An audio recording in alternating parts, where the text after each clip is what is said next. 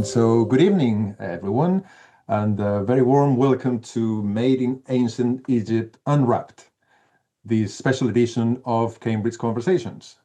My name is Marcos Martinon Torres. I am the Pitt Rivers Professor of Archaeological Science here at Cambridge at the Department of Archaeology, and it is my great pleasure to be your host tonight. We are delighted that so many of you are joining us today. There's hundreds of you across the globe in what's no doubt going to be a fascinating evening. We're going to explore together Made in Ancient Egypt, the newest blockbuster, groundbreaking exhibition at the Fitzwilliam Museum. As you know, this is a remarkable exhibition, not just because of an amazing collection of objects, which are there indeed, but also because it's giving us a deep dive into the lives and skills of ancient Egyptian artisans, the makers of these artifacts. So these artifacts, as you will see, offer a rare glimpse into the world of the makers and their making. And I am particularly excited to be joined by three notable colleagues from the Fitzwilliam Museum who are behind the exhibition that we are enjoying. We have with us Helen Strudwick, a senior curator for the Ancient Nile Valley and the leader really of the team behind this exhibition. We also have Susanna Pancaldo, a senior conservator at the museum, who was the lead conservator behind the artifacts, what we admire there. And finally, we are joined by Dr. Neil Spencer, Deputy Director for Collections and Research at the museum, but also a researcher of Egyptian archaeology himself. I will be asking them to introduce themselves later, but we're going to start before that by taking you behind the scenes for a private tour of some highlights of the exhibition itself, led by the lead curator, Helen Strudwick. And following the film, we'll go straight to our Q&A. Together, we are hopefully going to share insights into the research, the conservation, and the curatorial work that brought this exhibition together. We will answer your questions, as many as we have, about stories behind the artifacts and broader ramifications of this exhibition, which really is helping change approaches to collections and museums, as you will see, or maybe you've seen already. We have been delighted and indeed almost overwhelmed by the large number of questions you've already submitted in advance of this event. You can keep them coming from now. You just need to click on the Q&A button at the bottom of your screen, and we will try to deal with as many as we can. I think this really is a show of how engaged you are with the past, with the exhibition, but also, if I may say this is also a testament to the Fitzwilliam Museum's refreshing take on how we study the past and how we share it in the present. So start sending your questions. Thank you again for joining us. We hope you will enjoy this opportunity to see ancient Egypt through the eyes of the makers, but also the Cambridge minds helping us uncover these stories. So let's begin.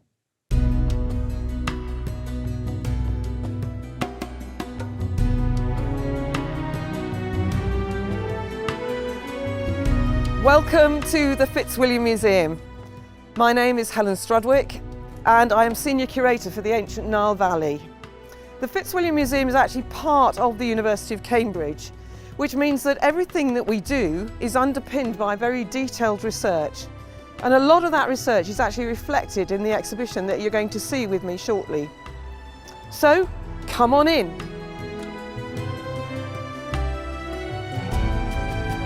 So, welcome to our exhibition. We're looking here at the people who made objects that we see very often in museum displays around the world. These people were often not the people that one focuses on when visiting museums, because there's so much information about the pharaohs of Egypt, the gods, ancient Egyptian religion, especially stories around the afterlife. So when people look at objects in museums, very often they focus on the outer surface, but what we want to do is look at the detail and sometimes also at the undersurface.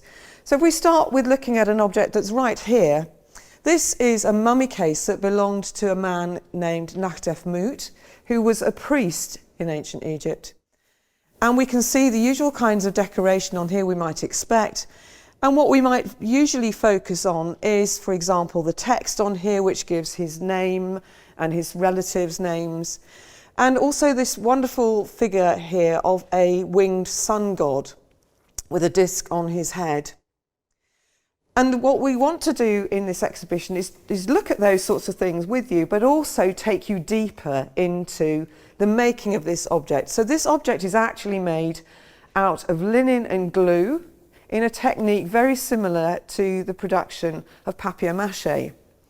And over the top surface of that is a white plaster-like paste layer that creates the basic surface on which the decoration has been applied. And unusually on this object, the creator of the decoration has carved into that surface. So the details actually stand out proud of the background, and that's incredibly unusual. There are 5 other examples of this in the world. And so this is a fantastic example of that. We can also see on here the way that the paint has been applied very carefully, and the application also of gilding on here. So the sun disk actually on the head of this god is gilded, and we can see another sun disk up here. And on the face of this object there is also gilding, and on the ears. And if we look carefully at the ears, we can see that the gilder used little squares of gilding. And that's exactly the same as people who work today in gilding. They use these little books of squares of gold leaf, which they unpeel and then apply. And it's exactly the same as what was going on here. So we can look at objects like this and gain a lot more information than you would expect perhaps about how these objects were made. Adding to this, we're also looking at statues and commemorative objects left behind by these makers, showing how they wanted to be remembered as they went forward into the afterlife.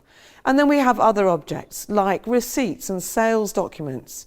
So they all help together to build a picture of the way that these people worked and lived, and help us to shine some light on people who are normally a bit overlooked. So come with me now and we'll go and look at how objects were made in stone.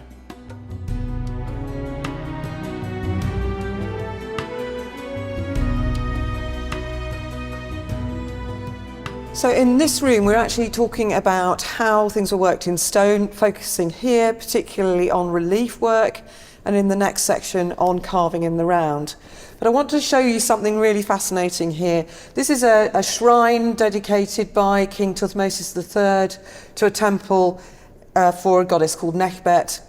And we can see him here with Nekhbet, but in front of him is a tiny little inscription which actually looks like a signature left behind by the person who carved this. And it says clearly here the word zesh, which means scribe, and then we've got another word that is ked, which together means probably something like outline draftsman, so the person who created the design. Unfortunately, really frustratingly, we still can't read the name. We've shared it around the world with people who are experts in hieratic, but sadly nobody's actually come up with a reading for us yet. So we're frustrated by not knowing the name of the person. But it's really unusual to find something like this signed by the person who created the design. And now I want to show you another mark that's been left by a maker. And this time it's in the section looking at pottery.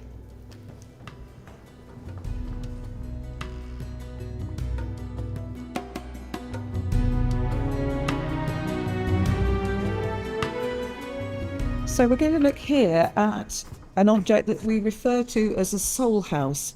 It was created to go above the burial of a person who probably wasn't that well off. It served as a place where people could leave offerings for that person. And it's in the form of a small building. It's made of clay, and the potter who's made it has started first by creating a framework of wooden sticks. These have been then used to apply the clay around, and we can see also where the potter has added in steps up the side, and he's created the steps themselves by pinching the clay quite simply. And so there are fingerprints actually in the clay left behind by that maker. There's also some, to encourage you, if I don't put it that way, to leave some offerings. There are some examples of offerings actually in the clay also there. But there's a wonderful feature actually underneath this object, and that is a handprint that's been left behind in the process of creating it. So what would happen is this would have been taken away from the working area where the potter created it and left out in the sun to dry. And in that process of moving it, the person who picked it up left underneath their handprint. And we can see that quite clearly underneath. And actually, if I have a glove on and I'm actually allowed to touch the object, I can actually feel the way that the hand fits into the impression there. It's not a very large handprint. And so what we can guess is that the person who moved this was either quite a small person, we know the Egyptians were slightly smaller than we are nowadays, or a young person, maybe an apprentice who worked in the workshop where this was created. I want to show you another pot now as well. The object that we're looking at is this large pot, in this case over here. This was the subject of a lot of study by our conservator, Susie Pancaldo, who has literally put it together for us because it was found in many pieces. Her study has shown that it was made of several pieces of clay put together, and then it was decorated with what we can see here, this lovely blue colour, and fired in a kiln. Egyptians were very fond of this colour blue, and this was made into a material named faience, fired at quite a high temperature in kilns. And the next part of the exhibition looks at generally working with fire. In this room, we're looking at the way that materials that required great firing at high heat were created by the ancient Egyptians to create objects made of faience like this bright blue material the Egyptians really treasured because it was a sort of substitute for lapis lazuli, which was much more expensive. And we were able to look together earlier in our workshop downstairs at a particular faience vessel that was made for the tomb of a king. And I was able to show you the way that it was created and the inscription that was written on it. And by studying that object and a number of others from that tomb, we're able to see that there were several workshops working to create objects for one tomb. But now I want to take you into the next part of the gallery, into a really special space as far as I'm concerned, because all the objects in there are made of organic materials, which are just small miracles of survival from ancient Egypt and are preserved because of the dry climate in Egypt. So do come through and see some fantastic objects.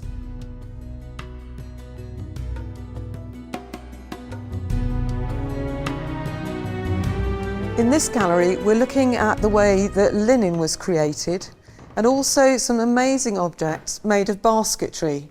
So take a look in this case, and you can see here some survivals from over 3,000 years ago. I mean, it's amazing that they are still here. We can see that they were created to contain food offerings that would have been left in the tomb for somebody to survive in the afterlife.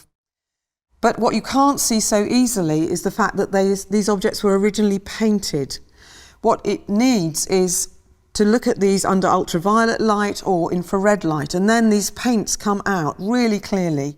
These objects are made of cereal fibres which were wrapped around other plant fibres, and they survived this incredible amount of time because of the incredibly dry climate in Egypt. If we look at the shelf below, we can see here a large lid from another basket, also made from cereal fibre, and here the fibre has actually been dyed by immersing it in iron-rich mud, and the length of time it was in that mud affects the different colours that you can see. And then those cereal fibres have been used to create a kind of pattern which is really very visible when you shine ultraviolet light on the top of it, but we can see some of it here now. And on the other side of the case are two sandals, and those are made actually of palm leaf. And the detail of the way that they're made is so exquisite. You can actually see one of them has got this really carefully made sole there, and on the underside of the other one, it's actually got leather. Now, we may think that everybody probably wore sandals in ancient Egypt, but that's not the case actually, and we can tell that from looking at scenes that are painted on tomb walls, where we see craftsmen at work. Usually they have no sandals on whatsoever. But the owner of the tomb, who's often shown supervising them at work, frequently wears sandals, and it's clearly a mark of status to be able to afford a pair of sandals. So the objects in this case are really amazing because they've survived such a huge amount of time and they still look in amazing condition. But I want to take you now to the end of our exhibition where we pull all these strands together and look at the work of the master coffin makers. So follow me through the next gallery.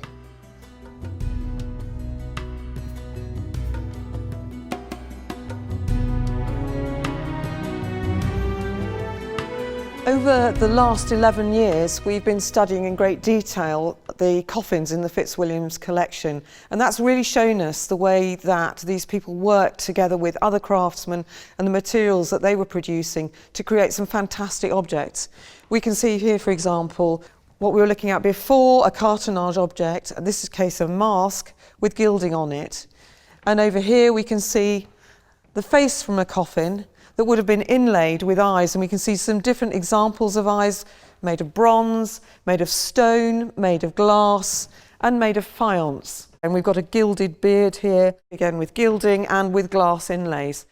And over here we see what's a fantastic example of the way that these craftsmen could work and make some spectacular objects, here in the form of a wooden mummy board that lay directly over the body of a master craftsman, the person who was in charge of the craftsman's workshops at a temple. And this amazing object really sums up the skills of ancient Egyptian craftsmen who so often have lurked in the shadows, and here we're hoping to really bring them to life for you and hope that you will enjoy seeing them. So if this has inspired you to come and visit the exhibition, I should say this is only a very small taste of what's available to see here. And if it sparked your curiosity, please feel free to come to the museum where you will absolutely receive the warmest of welcomes.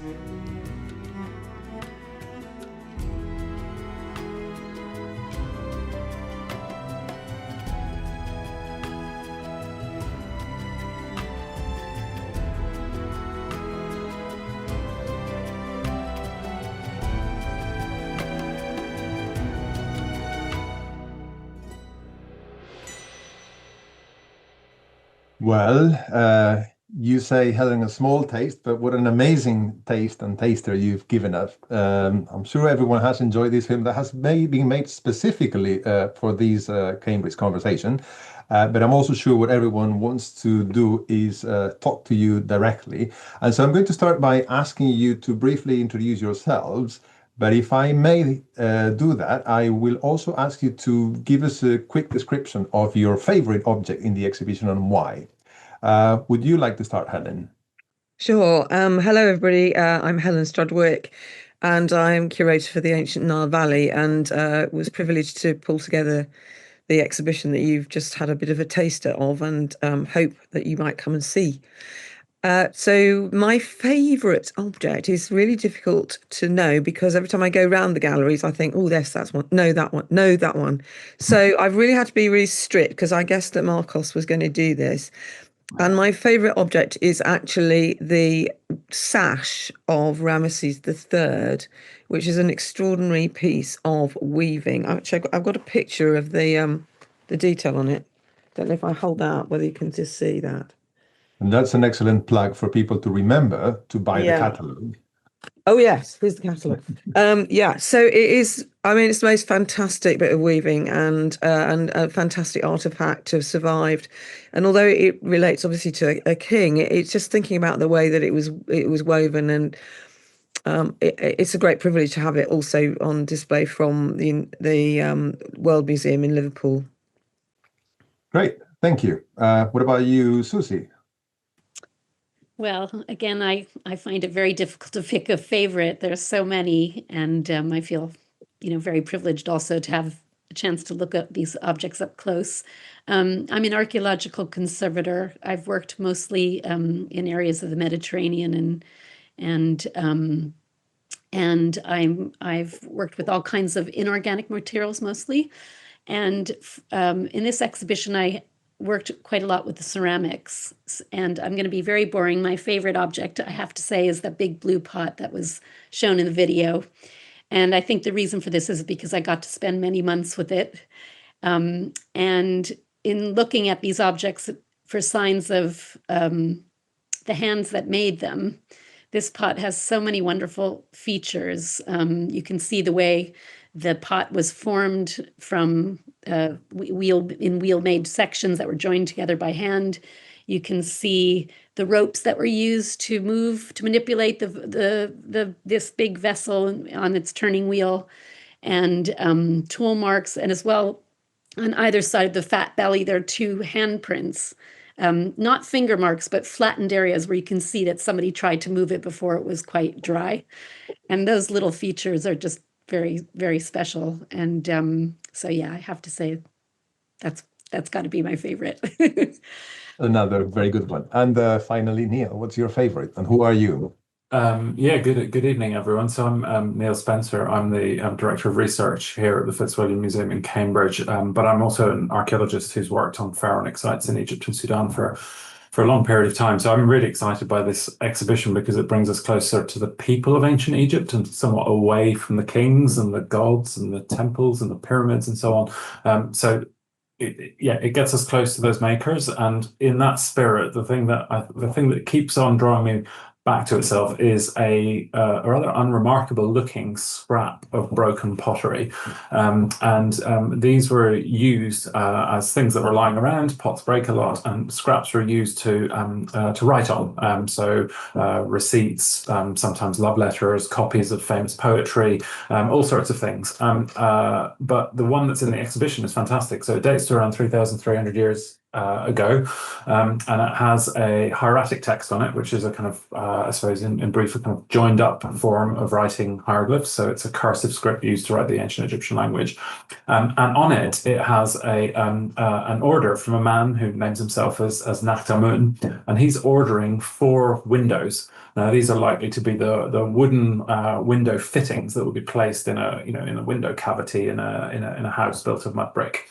So the hieratic text lays out that he wants 4 of these, and they're to be 4 palms and 2 fingers wide by 5 palms high. And what's fantastic is there's a little elevation drawing, almost like a craftsman would do today, a craftsperson would do today, to show you kind of what the window looks like, and then the measurements, on the side to show how high it was, and on the top to show how wide it was. But the really wonderful thing is, and I think this embodies so much about ancient Egypt, that you can have the kind of otherworldly in the grand, and then you can have something that really speaks immediately to us.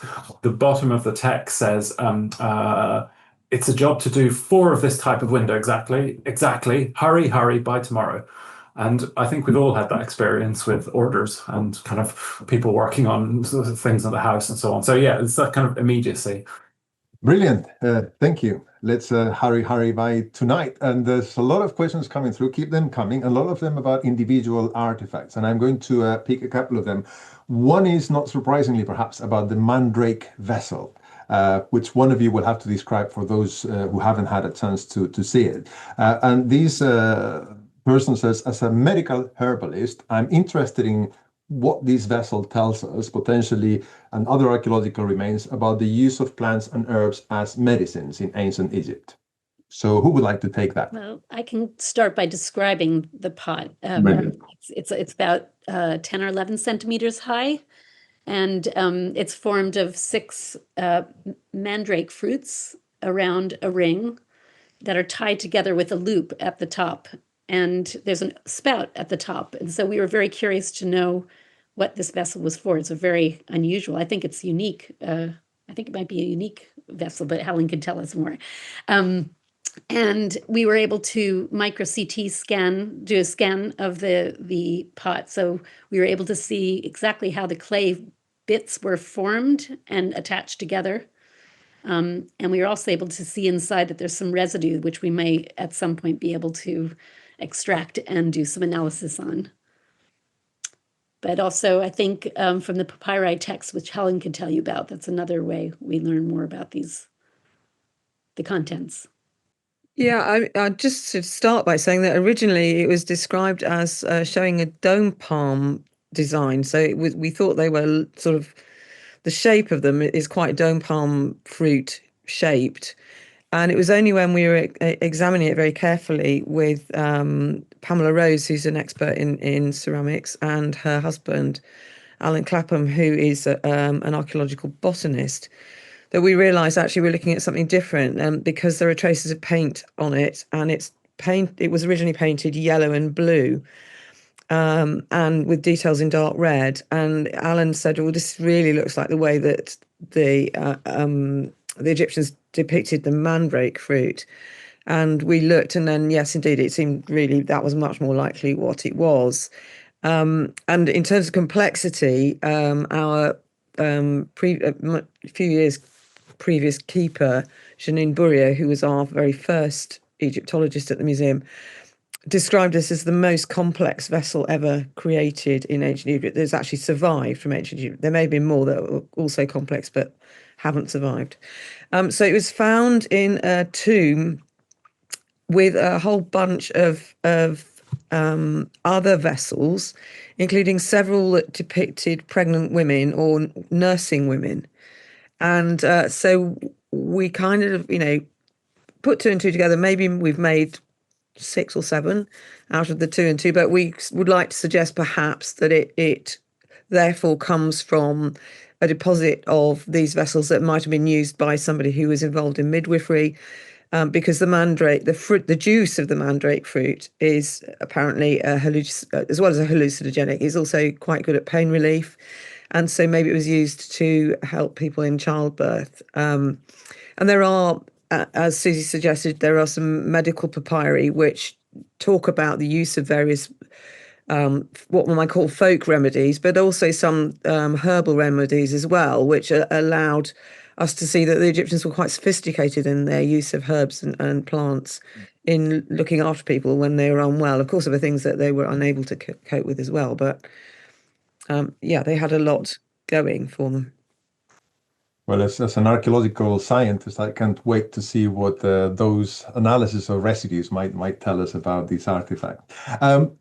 Quickly moving at another type of artifact on which we've got quite a few questions. The Shaptis. What is a Shapti? What does the name mean? Who would get Shaptis? Can somebody give us a quick explanation of that? Shabti or Ushabti, there's 2 different spellings in ancient Egyptian, is basically a rendering of the word, the phrase in Egyptian, the one who answers. And so what these, in a nutshell, what these objects were designed to do is they represent agricultural servants that would perform your agricultural labor in the afterlife. If you imagine the kind of idyllic Egyptian existence is you owned a series of fields, they were very productive, made you very wealthy, your family were well fed and so on. And when the Egyptian view of the afterlife, as far as we can tell, was that unsurprisingly, it projected aspects of their own life in terms of the landscape, the experience, and so on. But of course, if you're an elite individual, you didn't really want to be getting your hands dirty in the afterlife in your kind of cultivation of wheat and so on. So what these servant statuettes do is they are kind of, I suppose, substitutes for your labor in the afterlife. And many of them are inscribed with what is known to Egyptologists as the Shabti spell, or Book of the Dead number 6. And in that, it describes, and I'm paraphrasing here rather than the exact translation, O Shabti, if I'm called to do work in the afterlife, you will do it for me.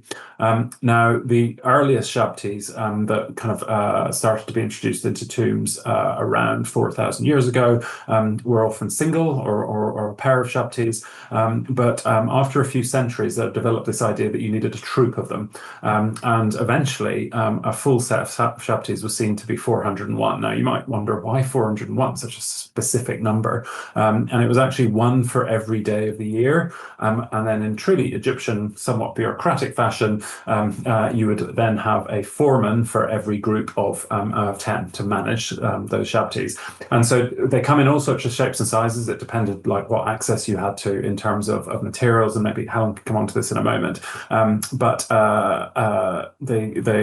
all shapes and sizes, only really in elite graves, but many of them, particularly the larger ones, actually have a depiction of the Shabti holding a hoe and over their shoulder a basket. And those were the kind of basic agricultural tools. So you could plow, you could plant seeds, you could collect the earth, and so on. But maybe Helen wants to say something about the kind of material variation of them.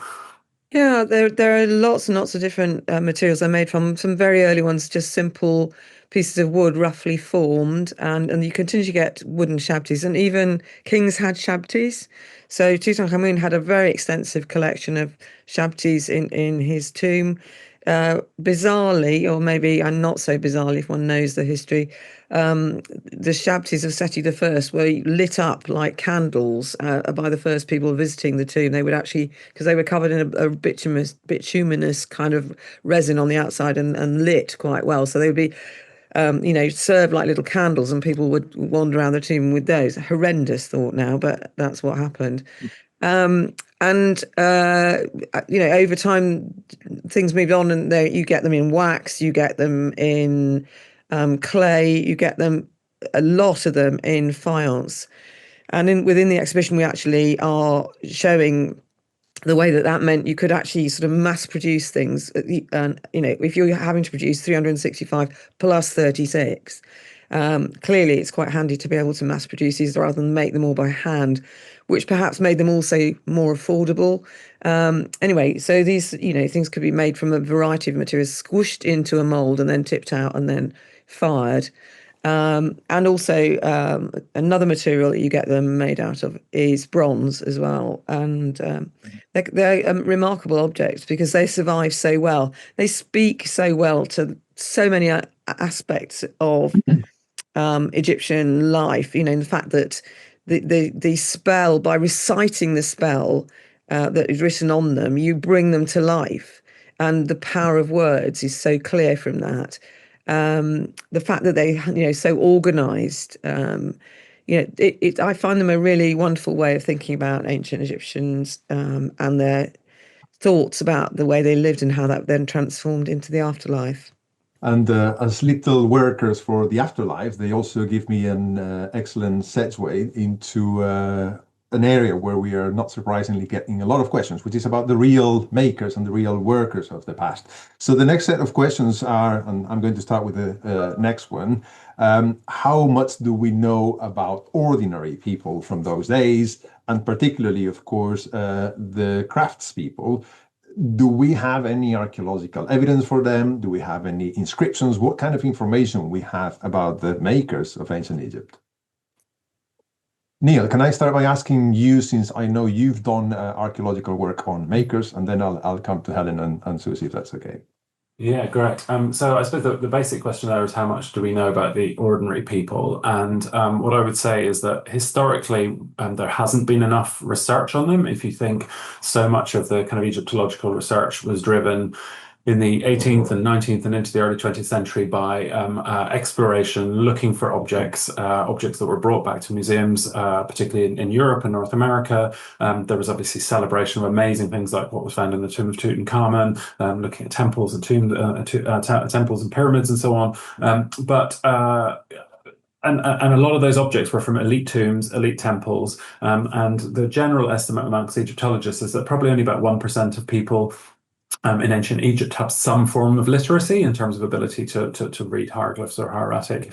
And so Egyptology, being such a kind of textual-based subject to start with, really skewed the evidence away from ordinary people. However, I have to say what's been fantastic is over the last century, and then particularly over the last 20 or 30 years, there's been an actual kind of revolution in our understanding of ordinary people, largely through close analysis of objects like Helen and colleagues have been doing in the show, but also archaeological excavation of spaces in which people lived and things were made, and also very cutting-edge scientific techniques of the type that Marcos deploys to look at everything from like how materials are formed, the technologies that are used, but we can also, for instance, study human remains and look at kind of elements of disease or what kind of diet people had and so on and so forth. So it's an area we're beginning to understand more and more about. In terms of the makers, I thought I'd just say a few things about like the spaces things were made in, and then I'll hand over to Helen. So for about 15 years, I was running an excavation project in what is now northern Sudan, but it was in a town founded by the Egyptian state.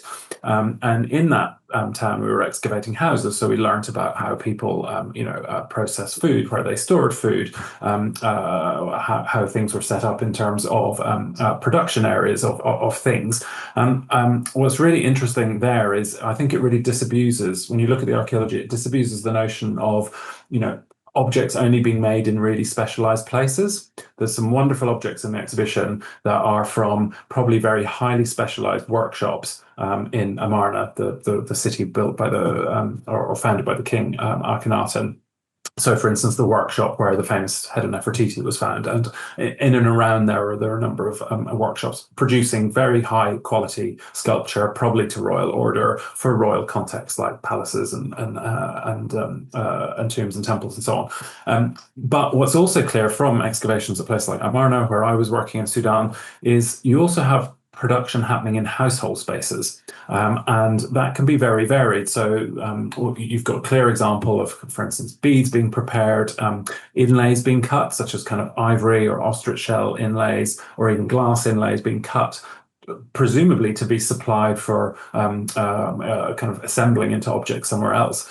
But one of the houses we excavated was quite exciting. It dates to around 3,100 years ago. It was a fairly classic house at the time. And in the back room, where you'd usually have the kind of main reception space where presumably the house owners would welcome visitors and so on. And there was usually a kind of low couch or what we call a mastaba. What was really interesting in the house is it had one of those, and then that was removed, and it seems that whole room was turned into some kind of stone production area, including the preparation of plaster that would have been applied to stone. There also seems to be evidence of kind of preparation of wood surfaces and the painting of woods. So I suppose it just reminds us that, like today in our own homes, in our own spaces and workplaces, places are used in many different ways, often within the same day, within the same year, and they can be repurposed. And I think that's what archaeological contexts really tell us about making. It's happening everywhere. It's happening in the dark, in smoky places, in the shade, out in the open air, depending on what they needed, who was doing it, what access to resources they have. So I think we have to think of a really varied landscape of making. It's really interesting, thank you. And I'm going to come to you, Helen, but if I may, moving slightly to a related question, that is one that I've seen already 10 times today. What about women? Are there women makers? Do we know anything about them? Can you tell us something about women makers? Yeah. So the bad news for any women listening is that on the whole, there was almost no production of these things, as far as we can tell at the moment, by women. Where we do find women involved is in the area of textile production.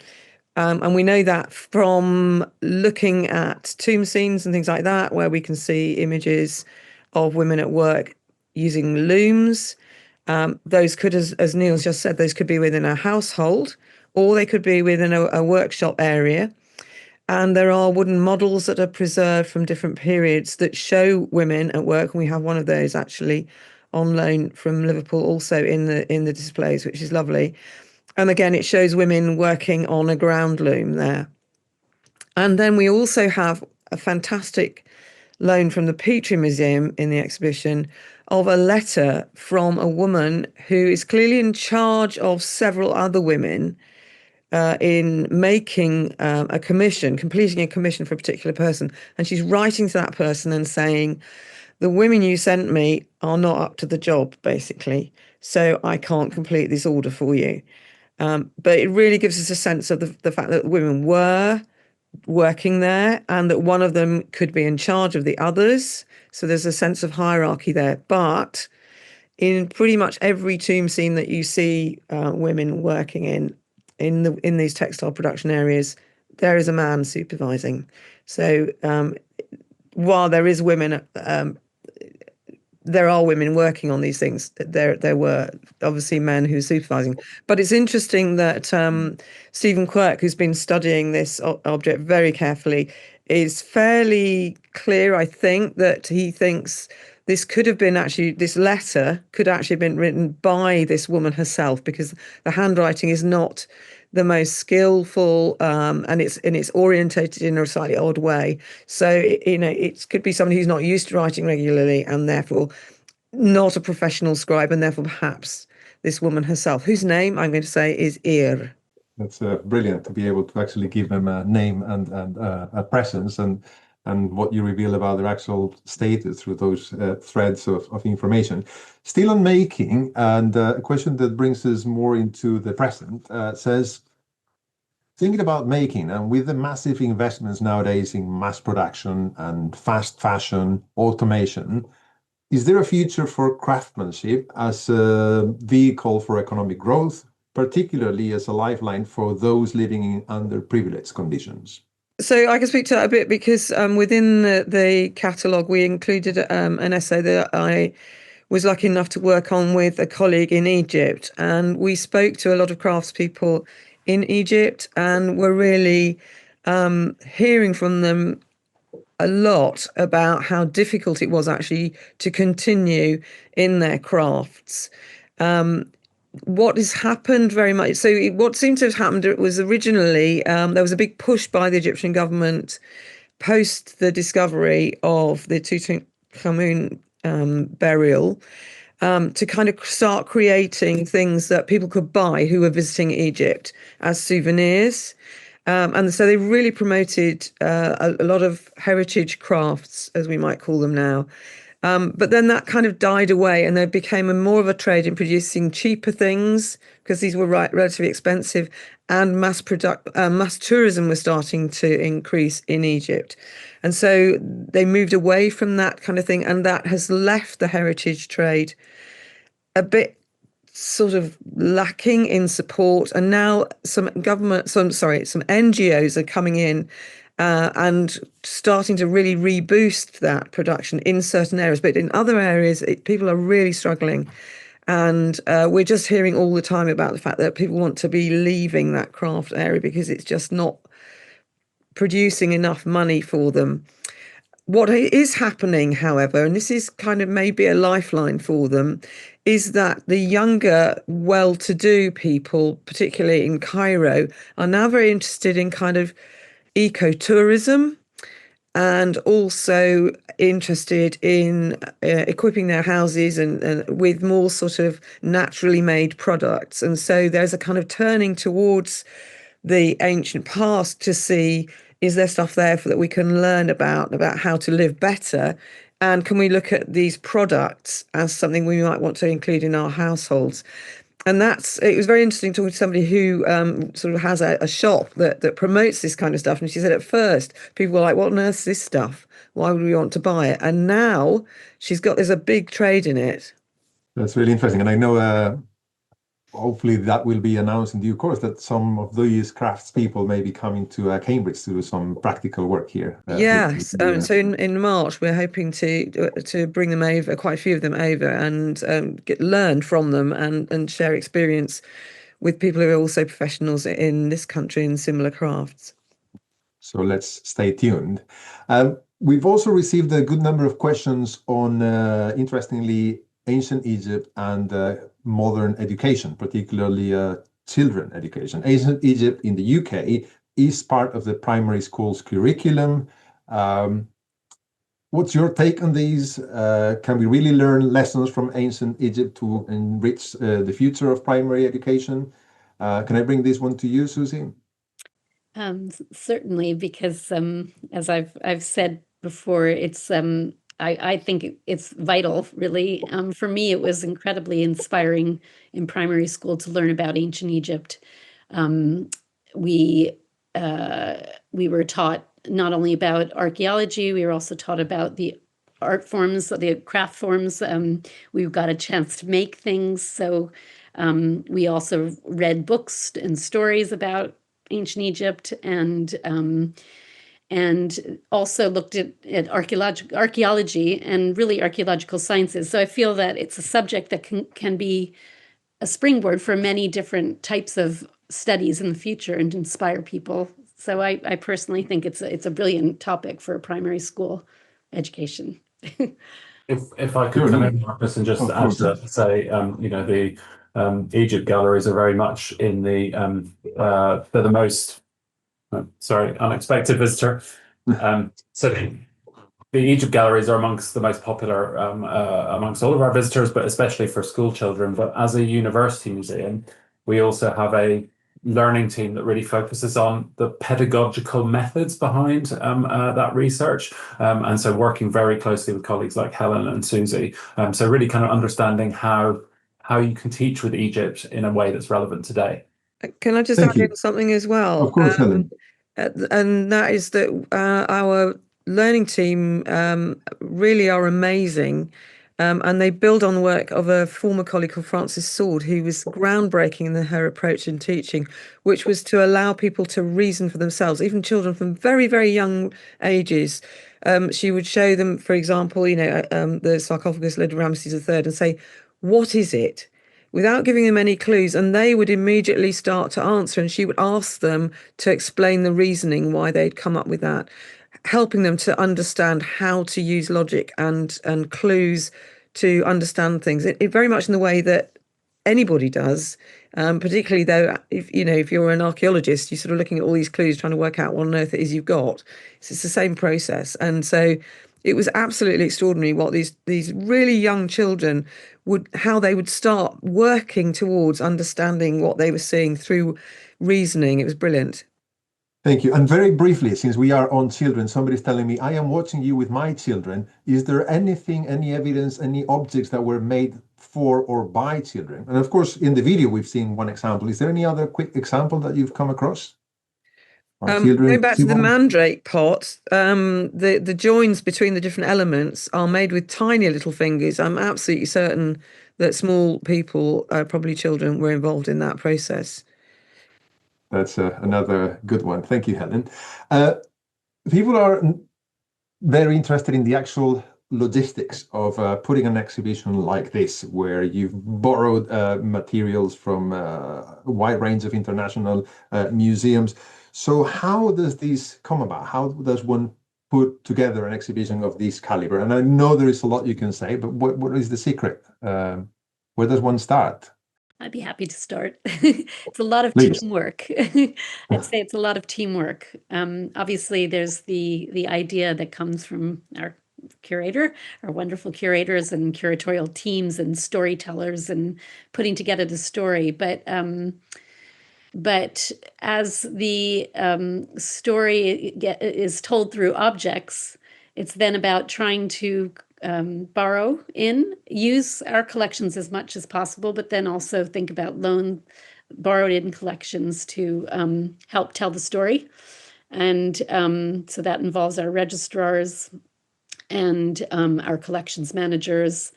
And as a conservator, what we do is we look at our collections as well as the collections that are going to be loaned in to think about what kinds of environmental requirements they have, so to make sure they're safe on display, what kind of lighting we need, what kind of relative humidity the object might need, and also how the object might need to be mounted and lit. So it's quite an involved process.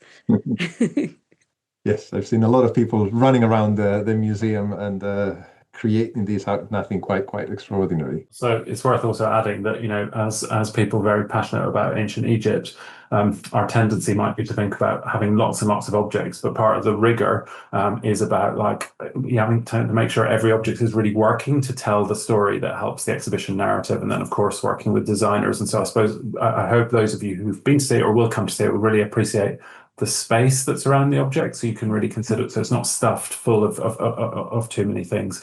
But yeah, I mean, it's worth saying, isn't it, Helen, that this has been probably 3 years of really, really detailed work, but of course builds on decades of research and thinking and so on. Yeah, and we've been so well supported by colleagues at other museums who were really excited by the topic of the exhibition. So it's been fantastic to have such really top-class loans into us. Indeed, and as a visitor of the exhibition, I can say every object there plays a role and is there for a reason. So the narrative and the way they play against each other is magnificent, as well as the environment. There's sounds, there is a lot going on there, very carefully curated. Another question that we've received in 2 or 3 or 4 different versions, and therefore it's one we cannot ignore, has to do with the history of the collection in our museums. And I'll read one example. There is much debate about foreign collections in major museums, sometimes acquired in bad faith, not curated as they should, calls for repatriation. What is the museum's take on this subject? And can I bring that to Neil as the director of research? Yeah, no, it's a really valid question. One we think about the whole time. So there's constant research going on the provenance of the collection. Some of it came from known excavations, some of it came from private collections, which came from excavations or earlier private collections. And sometimes there's just not a trail that's known now. It might come to light through evidence. So we're very carefully considering provenance. Obviously, repatriation has been a debate, some very high-profile calls from Egypt at various points over recent years.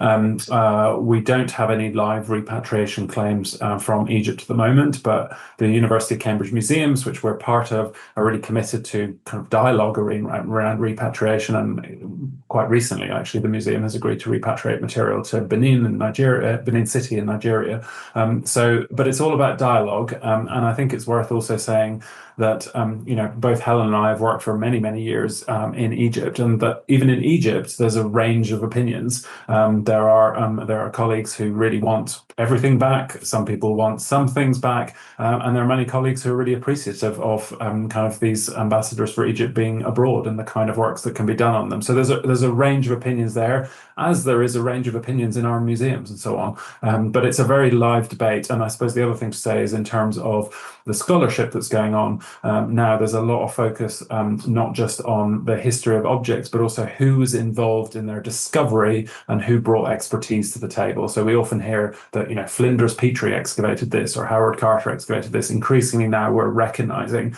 that there was a whole series of expert Egyptians that may have been involved, that might have been helping with photography or the physical labor of moving soil, but also sometimes, and we know this now from Arabic language diaries left by some of the workers and the Egyptian expert archaeologists, that they were making archaeological interpretations and so on. So Egyptology is becoming much more nuanced about how it looks at its history, but there's a long way to go. Thank you. I think that's a very comprehensive answer considering the time we have. Another question, changing subjects to a material that we haven't mentioned. This is glass. And there are two people asking about glass and finance, but in particular glass, and asking why is glass opaque and colorful? And I'm thinking, of course, in that display in the room on the high temperature where you have different materials, objects of the same shapes. Can you say something about glass? Glass, why is opaque? Why do we have these red, blues, yellows, whites? Is that a question for you, Helen, perhaps? I can say a bit about it, and maybe Susie can also. So it's really only recently that we've realised that the Egyptians were actually making glass themselves. Up till then, up till like the last 2-3 years, we'd always thought that they were simply importing glass ingots and working the glass that they've been provided with from outside. But there's clear evidence now that they were actually producing the glass themselves. So they regarded glass as, it seems, a form of stone to some extent. So they actually called it the stone of the type that flows. And that implies also perhaps an understanding that the glass actually was not completely solid even when it was actually cold.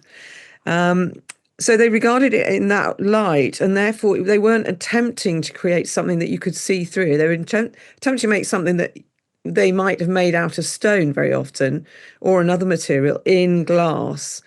Because it was just so beautiful, and then doing a load of experiments with kind of producing beautiful forms like that. We have a glass fish, which is kind of got this rippling effect on the side of it, and so it looks somewhat like the scales of the body, but it also looks as if they're trying to kind of indicate that it was in the water. And they were doing these incredible things with these materials. So I don't know if you want to say anything about the particular coloration or anything like that. I was just also thinking about faience, which is something that Egypt was made for many years, and it's essentially a glassy material, but it's made from a crushed stone or from sand mixed with copper salts and then other types of minerals to make colorants, different colors. So they did from early on experiment with making colors and the glass. It's so they have many thousands of years of experience of working with glassy materials, I would say. Yes, and that's a very good one because somebody was asking about how is this faience made, and it's fascinating how all of these high temperature technologies for glass and faience may be inspired by a pursuit of replicating artificially stones. It's a form of alchemy, isn't it? And so that's really, really interesting. Thank you. Another question about the makers, and then we are going to be needing to wrap up very sadly. Is there any evidence that highly skilled makers were treated better? Did they have any particularly high status? Any evidence for that? I think we can see that just within a simple tomb scene, we can see where there are workers shown together. Some of them are shown in different types of clothing. Some are shown sitting on different types of stools, and we can see a kind of hierarchical level there. We can see also that some people could afford to have a fancy tomb stealer, a commemoration of themselves in stone or another material, saying something about their importance. And so what we can say is that some of them were clearly very wealthy. But then if we look at a tomb scene, and we've got one in there where there's a chap balding and quite elderly looking, sawing wood, it's highly unlikely he would have been able to afford anything of that kind. A fancy tomb would not be the sort of thing that would be available to him. And as Neil was saying, these people of this kind, we're only just really starting to study at the moment. So it's an area that it really needs more research, and with luck, we'll be finding more about these people going forward. That's great. Thank you. And it's 8 o'clock. I would like to allow half a minute if one of you would like to tell us what's next, how people can now get engaged from now on, in addition to, of course, coming to see the exhibition if they haven't. But what's next in terms of research, public engagement activities? Where can people find out more? At the moment, we're still very much engaged in working on our coffins, as we have been doing for many years. But we're trying to kind of draw that to a close. We've got this work going on that we're planning to do, where we will be showing production of these things, particularly looking at faience making, things that require heat, ceramics, and how the workshops that may have worked together actually operated together. So that's a piece of work we're going to be doing, and that's going to be, as we're saying, involving Egyptian craftspeople as well. And then we want to also be working more with Egyptian craftspeople in Egypt, looking more at their heritage and how they can perhaps move more into different areas, perhaps. Thank you.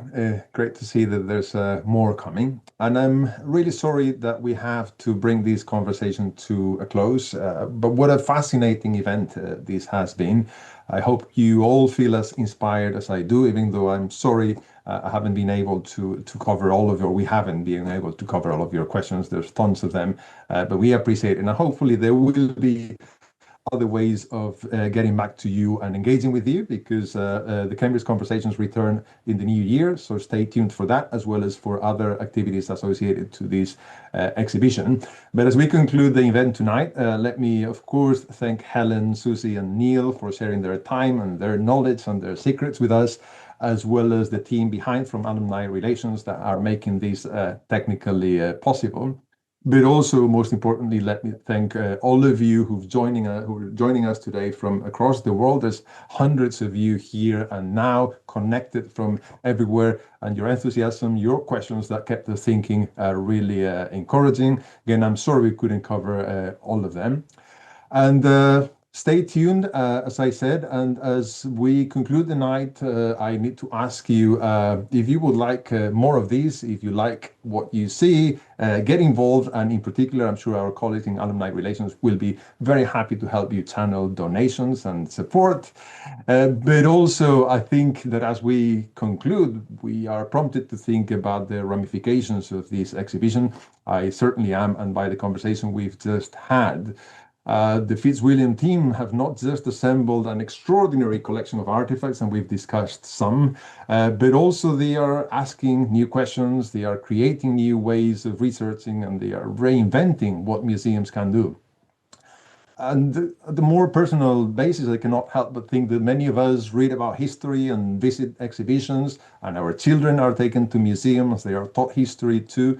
But as we leave Made in Egypt, it will be difficult to look at the past and the wonderful artifacts and monuments that we love in the same way. Hopefully, from now on, we'll be prompted to think about the makers, their work and their lives. In other words, we will be thinking about the invisible men and women of history, but those without whom history could not be written. And maybe, only maybe, if we look at the past that way, we may be inspired to approach the present in a different way too. But for now, thank you very much again, all of you on the panel and off the screen, for making this possible, and see you next time. Thank you.